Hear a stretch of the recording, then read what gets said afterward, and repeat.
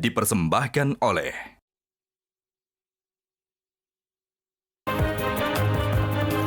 Baik, Mbak Ceril, keputusan pertama Kaisang setelah menjadi ketum adalah memutuskan akan memberikan dukungan kepada baca pres yang mana? Ke Prabowo, kembali ke Ganjar, atau putar haluan mungkin ke Anies? Apakah keputusan Kaisang pun nanti tergantung oleh Presiden Jokowi? Saya rasa enggak, Kaisang udah cukup dewasa. Kita juga kaget dengar pidato politik kemarin di Kopdarnas.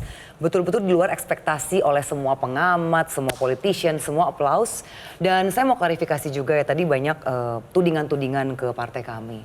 Partai kami memang partai baru, jauh di bawah partai senior PDIP yang sudah 50 tahun, partai Gerindra dan lain sebagainya. Jauh di bawah kemampuan para pengamat-pengamat. Kenapa Tapi PKS kita punya, disebut, Mbak? ya oke dengan partai PKS. Nama PKS kayaknya. Katanya Vokapnya belum ada, di PSI itu belum ada vokap PKS. Oke, saya mau melanjutkan. Intinya PSI Bapak, ini nggak ada tisu di tolong sini. kami Dilanjutkan jangan dulu. ketika ada anak muda yang punya niat yang baik, juga punya kemampuan dan berkumpul membentuk sebuah partai. Janganlah kita orang-orang yang merasa kita lebih hebat, lebih tua, lalu buru-buru menghakimi. Berilah kami kesempatan. Kami memang belum sempurna. Kami belum sempurna. Karena kita belum sempurna, mohon Bang Hensat juga Mas Adi sering-sering main ke tempat kita. Nanti kasih suka. Tapi tanggapan Ketua PSI, PSI itu ada dua loh. tanggapan PSI Alumni ketika Bang Adi. Kaisang dijadikan ketum, kemudian ini disebut adalah strategi Jokowi untuk menanamkan investasi politiknya, kendaraan politik Jokowi nanti ketika sudah tidak menjadi presiden lagi, itu tanggapannya seperti apa, Mbak Ceril? Oke, tanggapan kami itu agak susah ya kalau dilakukan di era demokrasi di mana pemilihannya itu adalah pemilihan langsung, one vote, one person. Saya rasa kalau misalnya Pak Jokowi dituding mau melanggengkan soft landing apalah atau 3 periode, kenapa nggak memilih partai yang besar? Partai kami ini kan belum lolos parlemen, kita masih harus kerja keras, kita masih. Ya tadi aja kan ada Mas Adi yang bilang, bisa-bisa anak muda malah jadi skeptis. Jadi masih banyak sekali tantangan yang mesti kita buktikan. Kaisang nama besar, betul. Dia anak presiden, betul. Ada strength point dari itu, betul. Tentunya ini juga masuk strategi kita. Tapi kita tahu juga masih harus berjuang untuk masuk parlemen kan. Kemarin kita 1,89%. Oke. Kali ini kita target 4%. Ya mohon doanya, ini kan semua senior-senior. Oke, baik. Tapi mohon Ya, ya kalau anak saya- muda kalau saya sih didukung sedikit lah ketika kita mengkritisi ingin ya. berbuat lebih baik untuk Indonesia. Ya, dari berbagai presiden yang ada di Indonesia, ini baru pertama menurut saya. Bagaimana keluarga besar presiden itu tampil langsung praktis ke politik, dan ini tentu saja jadi catatan kami karena ini menjadi salah satu benih-benih di mana nanti kepala daerah ngikut nanti itu semuanya. Akhirnya berkembanglah politik dinasti yang selama ini kita khawatirkan. Dan kami berharap Cuma PKS nggak ada ya? belum ada. Ada. Di mana? Belum ada. Di mana? Silakan disebut aja Pak. Di mana? Ya ini Lanjutkan. kita khawatir bagaimana demokrasi kita ke depan. Dan ini akan meniru, wah presiden aja anaknya nyalon ketum partai politik praktis langsung. AHY sekalipun dia jadi ketua komando barisannya dulu tuh, baru jadi ketum tuh. Habis itu ada pemilihan. Tapi kalau ini menurut saya terlalu instan. Oke, Mas Adi, kenapa langkah ini yang harus diambil, entah itu oleh Kaisang, entah itu oleh Presiden Jokowi, dan tadi Mas Adi sempat bilang, ini pembangkangan, bentuk pembangkangan. Kenapa harus membangkang sebegitunya?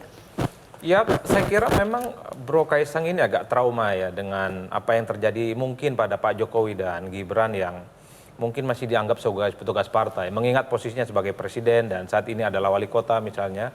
Ini yang sepertinya membuat kenapa harus memilih PSI sebagai pelabuhan politiknya. Bahwa Mas Kaisang itu independen ya, bahwa Mas Kaisang itu netral, lulusan Singapura.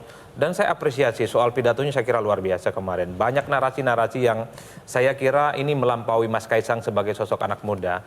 Tapi proses politik yang begitu cepat melibatkan di situ anak presiden, itulah yang sebenarnya membuat kenapa keramaian dan kegaduhan itu nggak selesai. Nah yang kedua, munculnya Mas Kaisang jadi ketua umum PSI, ini tidak melulu soal ketua umum. Oke. Ini kan dianggap sebagai bagian dari bagaimana dinamika politik ke depan itu akan terjadi. Misalnya, ini dianggap sebagai sebuah sikap politiknya Jokowi. Ini PDIP agak sedikit nggak nyaman. Sangat mungkin ini akan ke 08, Prabowo Subianto. Bang Daniel, satu hal, jangan terlampau GR juga dengan sikap politik Pak Jokowi. Jangan-jangan sampai hari ini pun Pak Jokowi secara pasti belum menentukan kemana arah politiknya. Kan kelihatan misalnya Gerindra dan Pak Prabowo Subianto paling merasa mendapatkan endorsement dan dukungan politik dari Jokowi. Mulai dari relawan, kode-kode keras yang diberikan oleh PSI termasuk Kaisang. Oke.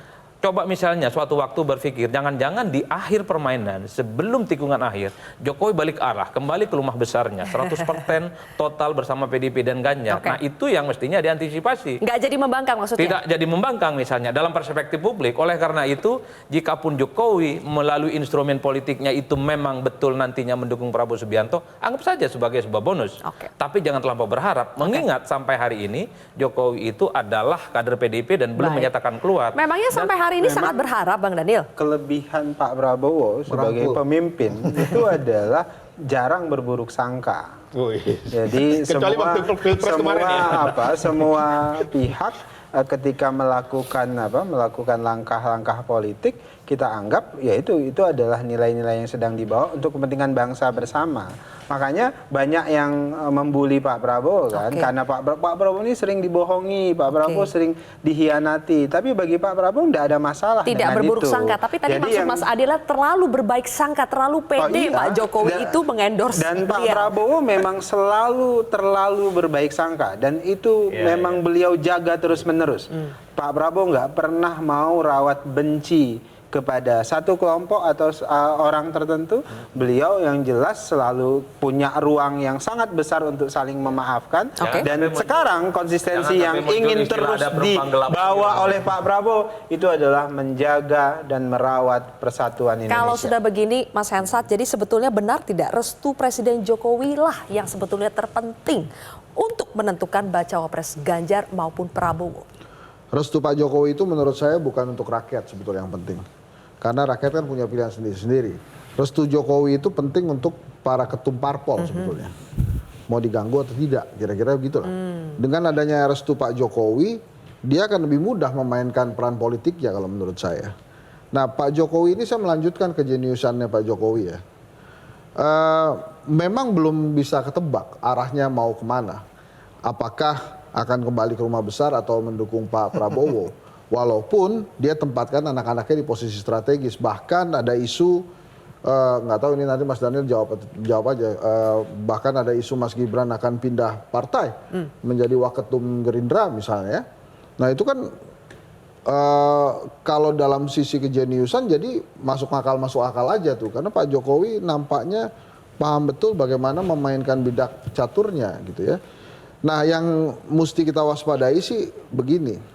Jangan kemudian ini menjadi torehan sejarah yang harus berulang. Sehingga pada saat presiden kita nanti 2024 terpilih yang baru, kemudian langkah-langkah ini harus diikuti.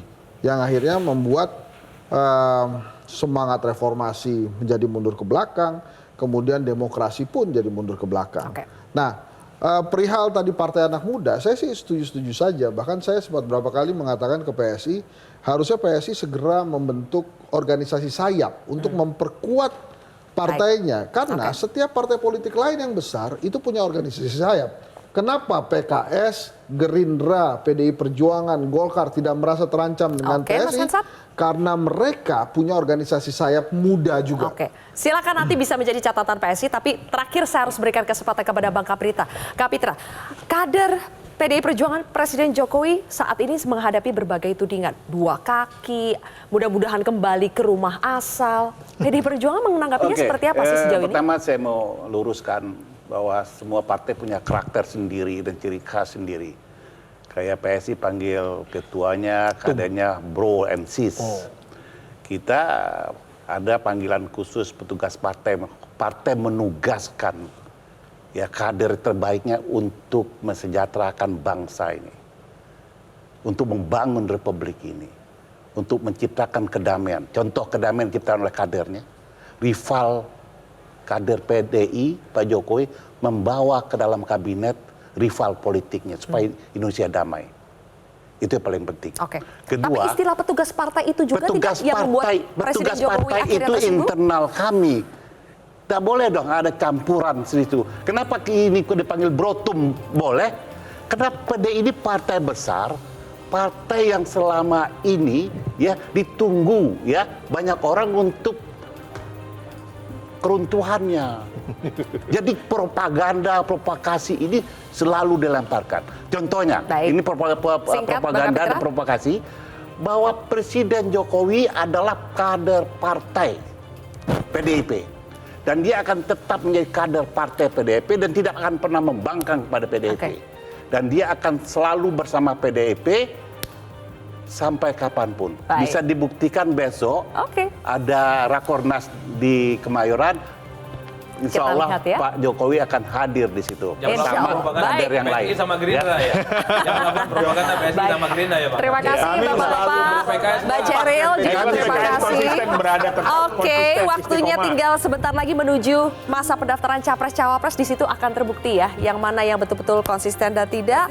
Dengan ucapannya, sayang sekali waktu sudah habis. Berusaha untuk bikin Oke. politik yang santai dan santun. Silakan kita berusaha dengan caranya masing-masing. Saya Zilvia Iskandar, pamit undur diri, sampai jumpa.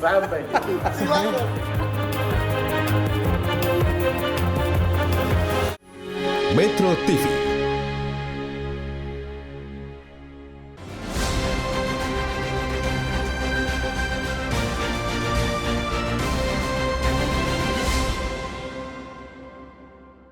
Dipersembahkan oleh Jelajahi cara baru mendapatkan informasi. Download Metro TV Extend sekarang.